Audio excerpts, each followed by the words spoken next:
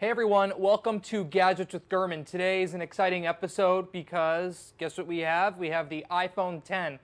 So what we're going to do with the iPhone X is, one, I'm going to walk you through my experience. If you follow me on Twitter, you know that this iPhone X we have right here, and let's switch the other camera so you can take a look at it, is my second iPhone X. You can see I have it in the case here. I actually really like the leather case this year, and we'll get into that. Also, I'm going to take you through the things I like about it, the things I don't like about it, to help you make your decision if you should get this phone or another phone on the market, whether that's the iPhone 8, the 8 Plus, an Android phone, an older iPhone, what have you. So we have a bunch of questions already. Please keep sending them in to us on Facebook and Twitter, and I'll answer them throughout the show. Now, let's zoom back out here to me while we're talking about the problem. So, first thing I want to know, when I took it out of the box the first time I tried to activate it, and you might have read our story on this, it wasn't activating so easily. I tried about 25, 30 times doing the manual activation process, plugging into iTunes on my Mac, or going through the activating procedures on the phone itself. And this is the phone right here, the iPhone X, for those just joining us in the leather case here. It wasn't working, so I ended up having to call Verizon, and they manually activated over the phone, had to pop the SIM card in and out, give them this IMEI number from settings, sort of a identifier number of your phone that they can add it to the network.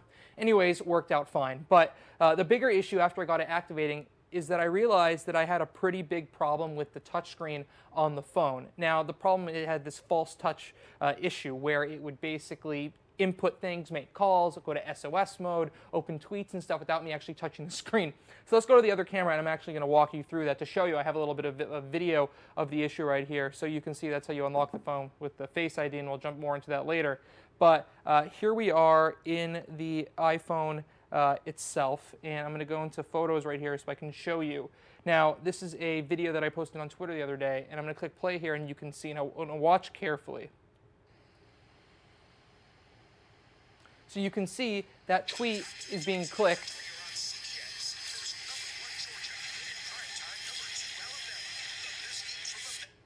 And that video played, and it's clicking it again, and it's going to play it again now.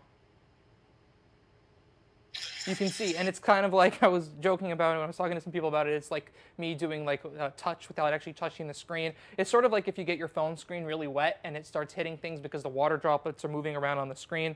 So it was pretty much impossible to use after a few hours. I thought I was going to be able to just live with it. I thought it would go away. I ended up updating to iOS 11.2 Beta 2 for the iPhone X on Friday. It didn't go away, so on Saturday I went to the flagship store in San Francisco, and they actually had stock for replacement phones for other people who were having issues. So even though they were sold out of the iPhone X itself, they actually had stock of a few of the different models, including this Verizon 256 Space Gray model, and were able to swap it out pretty quickly. And altogether, from the time that I decided that I needed to get this phone switched out to actually switching it out, I timed it based on my tweet, deciding that I'm going to go to the store, and my tweet when I got the phone replaced, 51 minutes. So that's accounting for, leaving my house, going to the store, getting it switched out there. It actually took about 5 to 10 minutes, I would say. I didn't have to wait. It was actually a really seamless experience. So if anyone has a defective iPhone X, know that your Apple Store likely has some extra supply just for those issues. Now, other issues I had when on the first phone was tap to wake. So this is actually one of my favorite features, and this goes into the list of things I do like, so I was pretty disappointed it didn't work. So instead of doing raise to wake, so let me show you raise to wake. You raise it and it wakes up. The iPhones have been doing that for a few years, but another one is tap to wake. So you touch the screen, and basically you can get into the screen without touching it, with just touching it, and that makes things really easier. Let's say it's on your desk, you want to look at a notification and whatnot, that makes it a little bit simpler. So that's something I do like. Now, the thing to note, and it's important to note, is that this second version I've had no issues with it. Nothing that is out of the ordinary. Clearly, I had a touchscreen issue with the first one, but this one has actually been great. I've been really liking this phone so far. I want to go through some of those things I like really quickly, and then I'll get into some of your questions, and we have a ton of them here. So the first thing I like is the size, the overall form factor. And I want to show you in comparison to the 8 Plus that came out in September. So this is the 10 and versus the 8 Plus, and you can see how it fits right in it. And remember, this is in a case right here. It's still exponentially smaller. I was comparing this to an iPhone 8 or an iPhone 7 size phone earlier, and it's very slightly, I would say about 10% bigger, but you still have that 5.8-inch screen. And I'm going to open this phone so you can see the comparison here. of the different screen sizes. It looks really big, it's really nice, it's really crisp. The screen itself, even though it's OLED, it looks very similar, and let me lower the brightness on here a little bit, to the LCD on the iPhone 8 Plus. But the big difference is how deep the whites and blacks go. So the black on the screen itself blends in with the area of the notch, the sensor housing, and the black bezel that goes all around the phone. Whereas if you had a black front face on the iPhone 8 Plus or an iPhone 8 or an earlier phone, and you had a black wallpaper, it wouldn't really blend in. It wouldn't look like it's one piece, the screen and the edges. But in this case, it does. Other things I really like about this are the gesture interfaces and the different gestures for navigating between applications and different parts of the user interface. So I want to show you this gesture here first, and let me move the phone up a little bit. And you can see that you just swipe up, like from the bottom into here, you pause, and then it opens up the multitasking. And you swipe through here to go through your different applications. If you want to close an application, you hold down on it and you get that little red dot there. You can click that, or you can swipe up to close it. And to get out of here, you can just touch. So I do like the gesture from that perspective. There are some gestures I don't like, and I will get into that. But let's start taking some questions. Does the notch bother you or not? It seems like most people, including the ones who swore is going to irritate them, say that it doesn't bother them. No, it doesn't bother me, and I've actually been in the camp from the very beginning saying that the notch is not bothering me. And you can see when you have an interface that has a white background primarily on it, you can really see the notch stick out. It's this area right here. When you're looking at the phone, you really start to ignore it. It's really a non-issue. I saw some people saying that the notch in this iPhone 10 design offended them. Yes, that's actually something that someone said. The notch does not offend me. It looks totally fine to me. It's not really a big deal. It's just part of the phone design. Other people have said that they think it's a branding thing or a marketing thing for the iPhone 10 to stick out. I don't think it's that. I can tell you, sure as anything, that if Apple didn't need to have that notch there, they would definitely not have it there. Another question coming in here, how do you feel Apple could have made access to the control center easier? So yeah, that is actually one of the gestures that I don't like. It's the access to the control center. So to get control center, you swipe down from the top right corner and you have the control center there. That's actually one of the biggest gestural changes, because control center is something that I probably invoke on my phone, I don't know, 10, 15 times a day. What about you? And I'm very used to swiping from the bottom to it. And that was a hard adjustment versus getting rid of the home button for the gesture to close apps. Seemed like a natural thing coming from iOS 11 on the iPad. You have that similar gesture to invoke multitasking. So how do I think they could have done it? Well, I'm not the user experience expert, but I could imagine maybe coming from the side or maybe this little corner on the bottom could have been slightly easier than having to reach to the top. It's something that you do so much.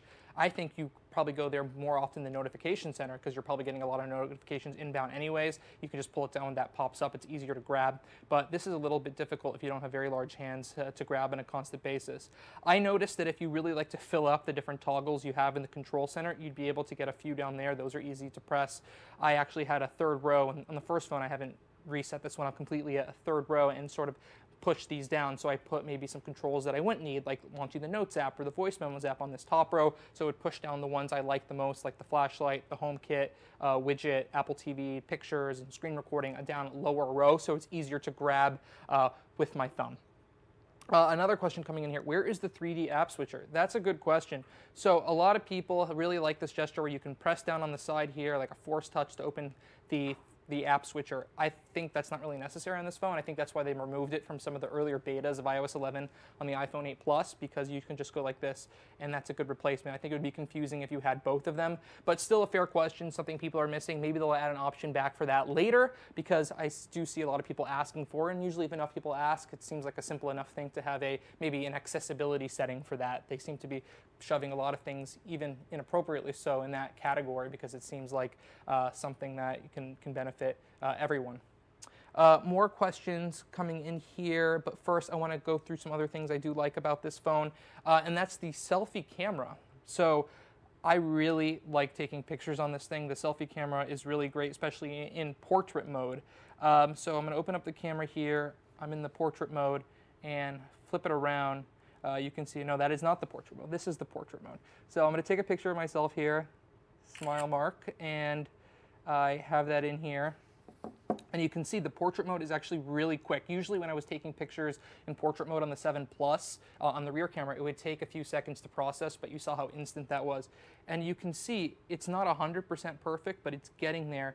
You can see the blur around my face. There's a little bit of a mix between my hair and the blur in that top left corner there, but overall it looks pretty good for how quick it is. And again, this is an improvement over the 8 Plus even and the 7 Plus to the 10, is that since this has multiple cameras here doing the 3D depth sensing, they're able to do front-facing portrait mode. So I think that's a really cool feature that a lot of people like, based on what I'm seeing on Twitter. More questions coming in here. This one's only remotely connected to the iPhone 10, but do you think the iPhone will ever get auto switching between light and dark themes like the Apple TV? It's a glorious feature. Yeah, I agree. The Apple TV dark mode, light mode, depending on the time of day, is really cool. An OLED screen is super optimized for either super white or super black colors and displays. So it would seem, obvious that they would eventually add a dark mode, being able to go in Safari and having the bars blend in, and it would actually be really cool. So you see this area at the white area. Wouldn't it be nice if this top area around the Safari webpage itself was black? It would blend in right with the notch. Perhaps less people would be complaining about that sensor housing area. More questions coming in here. Do you think the heating issue on the 10 is normal while using for a short while? Now, I haven't experienced this overheating issue myself, maybe because it's in the case, but what I notice is a lot of people complain about overheating, not only for iPhones, but iPads, Samsung phones, all sorts of devices when they first get it. I think that's because of the power-intensive tasks needed to restore a phone for backup, installing a bunch of applications, downloading your videos and photos. So I would give it a few days, see if it still overheats, and then let's address it again. Tweet at me, and we'll continue looking into it if that's something that's still going on a few days after you set up the phone itself. More questions coming in here. Do you think there will be a major redesign of iOS coming? I think so. I think they need to do something here, and this takes me to my other category, things that I don't like. Some of the stuff I don't like is that this does not feel entirely optimized. I think they knocked it out of the park for the most part in terms of the general interface gestures, other than Control Center, but there are some little nitpicky things that I think they could have done a better job at, and if this was a year where they did a full iOS redesign for the iPhone 10, they likely would have addressed these problems. So this area down here with the home bar, I think they sacrificed a little room here. They could have done more with that. They could have moved this down a little bit more, remove the bar, because people know that that's how you do it now with the iPhone 10, have a little bit more room for content here. But I think in terms of wasting space, one of the bigger issues is actually the home screen. So you can see this screen is taller than the one on the 8 Plus, the 7 Plus, and the 6 Plus. But the icon arrangement, the amount of icons you can fit on one page, what you can actually do on the home screen, is identical to the Plus iPhones before it. I think they could have taken better advantage of the screen size. Another thing that they could have optimized better for was the keyboard. So you can see that in the keyboard here, let's open it right here, you have the keyboard raised up a little bit here. Now the reason they raised it up is so when you hold it in your hands, the keys itself, this area is like where the bezel would have been, the home button. I don't know why it invoked Siri, but it did that. So that's why they did it. It makes sense. But if you're already going to do this, you might as well make this space usable. I saw a concept on Twitter this morning where people put frequently used emojis. I think it would be good to put some more editing controls. So like, for example, if you go into an 8 Plus here and you go into, let me open the keyboard on this. If you go into landscape mode, you can see that there's like additional controls and it goes wider. On these things, so I wish they would have done that. Now, since we're in the Notes app, I want to show you something else. Something that I really like about the Plus phones, and I think they could have done a much better job optimizing for this on the 10, is interfaces for landscape. So if you go into landscape on the 10, you can see you have this full screen display of your note. But on this one, you have quick toggles to go in a split screen mode, to be able to go between your notes, to be able to go between the text you're currently editing. And on this, it's very much a single plane. You don't have that split view mode. Now, another thing is that in terms of multitasking, you don't get landscape multitasking on the 10, whereas you would get this on the 8 Plus, the 7 Plus, and those other phones. It's very much just like the iPhone 7 and 8 and the 6 before it. Other interfaces are in Mail. So if you go into the Mail application, you can see I normally on an 8 Plus, I would get a split view, be able to quickly go between email, delete them while previewing them, whereas on the 10, it's not a split view. The screen is tall enough that I think that they should be able to have pulled that off. It's bigger screen diagonally, 5.8 inches versus 5.5 inches. So it would have been nice for them to take more advantage of that display area. So those are some nitpicky things, but I think maybe in a future iOS release, we'll see more. But to answer your question, is next year the year? Is iOS 12 the year we see a full iOS 7 scale redesign? I don't think so. I think that's something we would have heard about by now. I think that's something we would have reported on by now. If that was something in the pipeline, these major redesigns, say for iOS 7, they take years to do in terms of UI testing, UX testing, and all that. So I think if that was coming next year, it would have started to happen already. Another thing I noticed is a blue tint, and this is sort of normal according to Apple for OLED displays. So if you're holding it from an angle, you can't really see this on video, but you'll see a little bit of a blue tint. But if you have it right in front of you, you won't see that tint. Now, Face ID. Face ID is what everyone is talking about. So I want to go back to the lock screen, and you can see Face ID. So the way it works is you have the padlock icon right there, and you can see it unlocked because I looked at it. Now, issues with this. So I'm going to put it on the table here, and you can see that I'm looking right at it. Well, you can't see that I'm looking at it, but trust me, I'm looking right at it. It hasn't unlocked. Okay, I'm going to raise it a little bit more. Look at it. Now it unlocks. So you have to have it raised at a perfect angle for it to really get you in terms of when you're looking straight at it. If you go at it from the side and you look at it, it works. Or, sorry, you missed that. Went off camera. Look at it from the side. It works. Look at it from the other side, it works. But the issue is I have been seeing is if let's say you're laying in bed or you just wake up, or if you have your head on the pillow, you're facing something, you're sitting in a weird way, you're laying down on your couch, you sort of have to lift it up over you at a special angle for you to get it. You'll have to learn how to use it over time, but once you get the hang of it, I think the speed in comparison to Touch ID is pretty similar. So I actually want to do a live Touch ID, Face ID comparison here. Just want to make sure I have Touch ID set up on here. Okay. So I'm going to raise to wake both of these at the same time. I have the same angle, and let's do it. So you can see you have to have that one extra step where you have to actually unlock the phone by swiping up. So I want to do that one more time so you can see. So I have this unlocked. So I'm going to raise both of them. Actually, take a look at the top here. Take a look at the top. So you see the padlock there. I wish it was bigger. Maybe they'll make that bigger. But you raise it, Touch ID. It's about the same. You just have that one extra step. I wish there was a setting for being able to have the phone swipe to open the second that you look at it. It recognizes your eyes. Another thing that I wanted to talk about are the key combos for actually powering off and on the device. So it's actually really tricky. So you hold down the side button if you want to go to Siri. Oh, that was a screenshot. Sorry, I hit the top button. So there you go, screenshot, top volume button, and the power button. This is Siri. So how do you turn it off or reboot? So you click the volume button on top once, bottom one once, and then you hold down the power button, and it takes you to the slide to power off screen, and you continue holding to do a full-scale reboot. So in general, the things I like, the overall size, the form factors, the Face ID works fast enough once you get the hang of it. Things I don't like is that the interface is not 100% optimized, but I think it will get there. Now, I want to spend some time going through your questions because we have a ton of them coming through about this phone. Clearly, people are very interested in this. Can you please discuss the advantages and inconveniences of OLED versus LCD technology?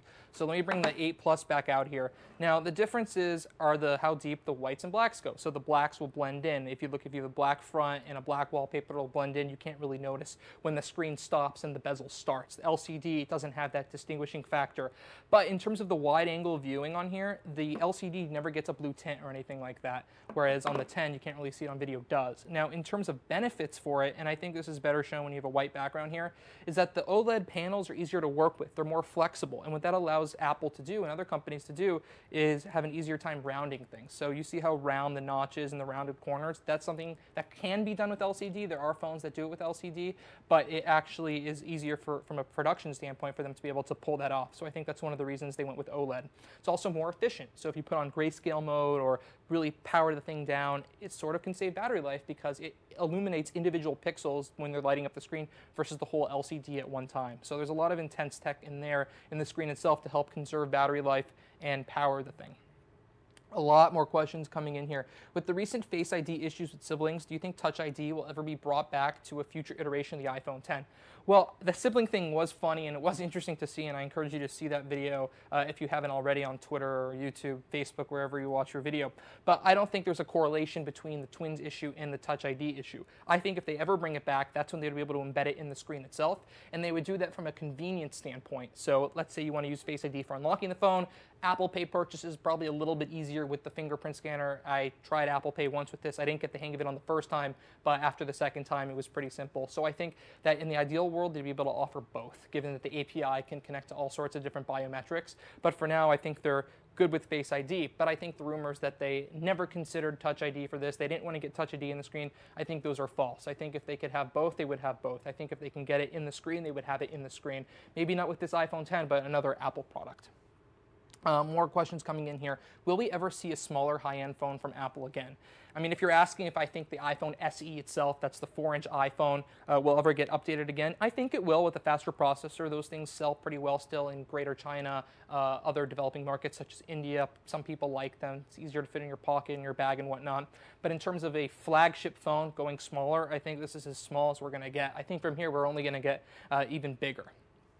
More coming in here. Wireless charging in the case. Any issues? No. So if you see my past Gadgets with Gurman video, I had a really popular one comparing all the top inductive chargers for the iPhone 10 and the 8 Plus. You'll know that my favorite one out of all of them, because of its the build quality, the price, the design, the functionality, the light on the front, is the Mophie. It's a $50 one. Apple actually sells it as well, or you can get it from Mophie's website or on Amazon, wherever you can find it cheapest. I've been using that one. I actually have 2 of them in my house. Keep one in the living room and one in the bedroom on the nightstand, and whenever I'm not using the phone, I have it on there. So I think that makes things easier. So I don't notice that my phone runs out of battery more frequently, because sometimes I like leaving it on the nightstand without plugging it in. Here I just drop it on the charger. It works well. Been using this in the case since I've gotten it, and actually have not used this outside of the case, and I have had no issues with the inductive charging on the Mophie. The only thing is you have to get it exactly right aligned, or you're going to wake up and it's not charging. There's also been some people reporting about the phones vibrating and them coming off the chargers, and you wake up without a charge in the morning. I haven't had that issue. I've actually had a really good experience, surprisingly, on the inductive charging of all things. More stuff coming in here. Do you think a newer version will greatly enhance the performance of the iPhone 10 and cater to it? That's a good question. So I'm actually running iOS 11.2 Beta 2 on this phone. Now I only noticed 2 changes in Beta 2. One, when you go into the control center and you want to swipe away from it, you'll get a little bit of haptic feedback to tell you when away from it. And another thing is the wallpapers. Now this is really hot. Like, if you follow me on Twitter, you know I love the iPhone wallpapers. So the top bar and the bottom row, you have the live wallpapers that they added for the iPhone 10 that are coming in the box with it. And here's like one of the default ones. You can see the wave, the colors, they twist around and whatnot. These 3 in the middle are new. These are from the commercials, but these are coming in 11.2. I want to just show you them because I think they're really nice. So you click it and you can see the little, the color spinning around. That. So in terms of 11.2, whenever that comes out, that is the optimizations for the iPhone 10 that we're going to see. I think further down the road, we'll start to see more UI enhancements, not a whole-scale redesign, but that's what we have for now with 11.2, likely coming out later in the year. How does the display compare to older iPhones such as the 7 Plus? So as you guys probably know, I came from a 7 Plus, and the screens are night and day. The 7 Plus to me looked a little bit washed out. Maybe that's because it's been dropped a few times or has been so thoroughly used compared to this. The 8 Plus, at least in my brief comparison of the two, it looks primarily the same in terms of colors and whatnot, general colors aside from blacks and whites. But overall, the brightness, everything, to my eyes, it seems very similar between the 8 Plus and the 10. I don't think you can go wrong with the screen on either phone. I saw there was an analysis of the iPhone 10 OLED display this morning calling it, the best smartphone screen in the world, and just right off from perfection, that's what they called it. And yeah, it looks pretty good, aside from the blue tint at an angle, which in practice you're not going to notice or complain about too much. I'm just being a little nitpicky there and pointing it out because a lot of people have been asking. More coming in here. You guys really love this thing. Where is the 512 gigabyte model? That's a good question. So you can get 512 gigabytes half a terabyte on the iPad Pros, but not on the iPhones. I think maybe in a couple years they'll add that. You've seen steadily over the last couple years they started going higher in storage. So remember when the 6S came out, there were a lot of people complaining that, hey, we finally have a 4K video compatible iPhone in terms of recording video, yet the base model is still at $650 for 16 gigabytes. So when the 7 came out, they moved it up to 32 gigabytes base. Now with the 8, the 8 Plus, and the 10, you have a 64 gigabyte base. But there's no middle option. So you're either going 64 or 256. I like to tell people you're either going to get too little or too much. I went with too much, 256 gigabytes, because I don't think you could ever have too much storage. Maybe there might be some people who need 512 gigabytes if they want to put a lot of video on this thing, but for you, they don't have a phone yet. Do you need a case? I would totally recommend a case. So I'm not one who totally always uses cases. So when I had the 7 Plus, I didn't really use a case. But then I saw that this phone was deemed one of the most unbreakable phones in terms of the back glass. And then I saw on the AppleCare website that if you break the back glass, it's more than $500 to replace the back glass on the phone. That's for the 10. You can see the back glass on the iPhone 8 Plus here. And the screen replacement on the front is $230, $250 or something like that. So that's a lot of money. Imagine breaking the front and the back, that's $700. That's more than the price of a new iPhone 8. Whereas if you just spend, $50 on a case or whatever the leather case from Apple costed, I think it was $40, $50, or $60, you probably won't have to worry as much about having to replace. I mean, I've never heard of a phone where if you broke the back and you needed the whole back replaced, that would cost more than $500, but that's the case with the iPhone 10. So I definitely recommend using a case as much as you could with this thing, because $500 is basically getting a whole nother phone mid-cycle if you break the back. So this is something you're going to want to protect. And that's also why the AppleCare on this thing, the AppleCare Plus, costs $200 a pop for the iPhone 10. Obviously, if you get the iPhone upgrade program, it's not an option for you, but I bought this outright, so it would be an extra $200 up front if I were to get the AppleCare Plus. And the cool thing about it is I believe you have 60 days to add it, AppleCare Plus. So if you bought the phone, you're watching this episode, and you're like, oh, wow, Mark is right, I need to get AppleCare, you still have a couple months to do that as long as you show up to the store and the phone is not in shambles before you want to upgrade to that. More questions coming in here. Why don't they just use a microSD slot like Android phones in order to up the storage? Well, they're removing things, not adding things. I mean, last year we saw the removal of the headphone jack. Before that, we saw the removal of the iPod connector for this Lightning connector that it still has on the bottom here. Now we're removing the home button. We're removing all sorts of stuff, making workaround gestures and different commands to go through the phone. I don't think they're going to add a microSD slot to this thing. I think they would have to have like a removable battery and all sorts of stuff for them to do that. So I think I can actually tell you with 100% certainty that we're never going to see a microSD slot on an iPhone. You can quote me on that. And people are asking about the headphone jack. Of course, people are asking about the headphone jack. Still no headphone jack. You can see on the bottom here, it's basically the same as a 7, 6, 8, or any of the previous iPhones. You have, starting with the 7, no headphone jack. So you have the speaker grill, the microphone on the left and right sides, and then you have the Lightning connector on the bottom here. So no headphone jack. AirPods work with this thing the exact same way. They're coming out with the Qi wireless charging enabled AirPods case. Next year, I'm curious if you're going to have to pay the extra $70 to get the case, plus have to pay the $170 for the AirPods if they're going to sell both the additional case and plus AirPods integrated with the wireless charging case for that same $170 price point. More questions coming in here. What is the most hidden function you find yourself using?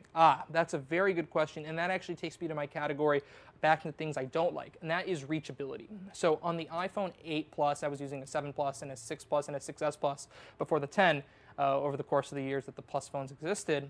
I was a huge reachability user, so getting to the top it's a little bit of a stretch. I have larger hands, but still, you have to twist and turn to get up there. So you double tap the home button. You don't click, you don't press it in, you just tap on it, and it brings everything down. You can open Notification Center, or you should be able to open Notification Center, at least you're supposed to, and it worked really well. Reachability on here is not as easy. So reachability on here, you have to flick down from the bottom, and you can see this is supposed to bring the whole screen down. It took a few times for me to do it. And even if you get used to it, you're stretching your finger anyways. So I feel like going down this way is a stretch, even as much as a stretch as going all the way up here to reach something at the top of the screen. So it doesn't really solve the problem it's meant to solve. I think what an easier gesture would be is if you can just double tap right on the bottom there to bring the whole screen down, or something on the sides in order to really solve that reachability problem. But reachability is something I'm always using. So if you're on an iPhone 10 right now, if you want to bring the content down, you just swipe down from the bottom.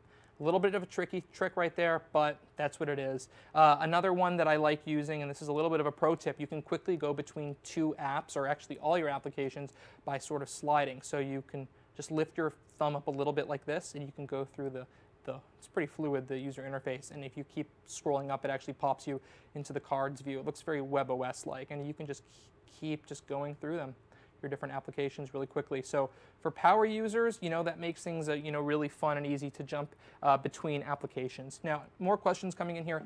Is the screen strong enough?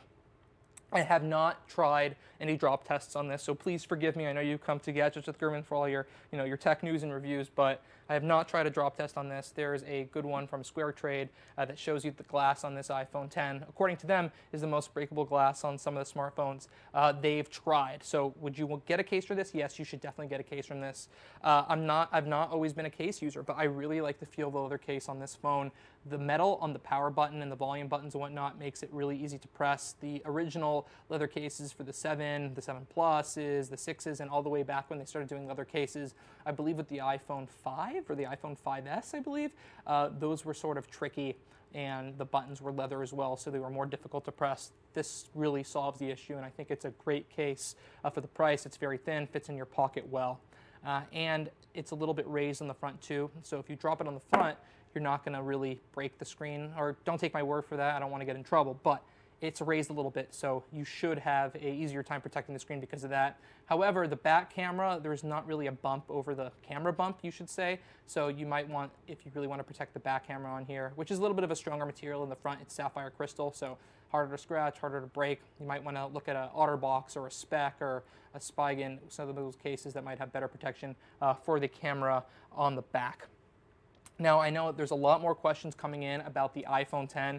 Everyone's really excited about this. I hope you enjoyed my take on what I liked and didn't like and the answers to your questions. Please keep sending your questions in, and I will answer them throughout the week and whenever, anytime you want on Twitter. So keep sending them in on Twitter and Facebook, and I'll answer them as soon as I can. Thank you so much, and we'll see you next time on Gadgets with Gurman. Have a good rest of your day.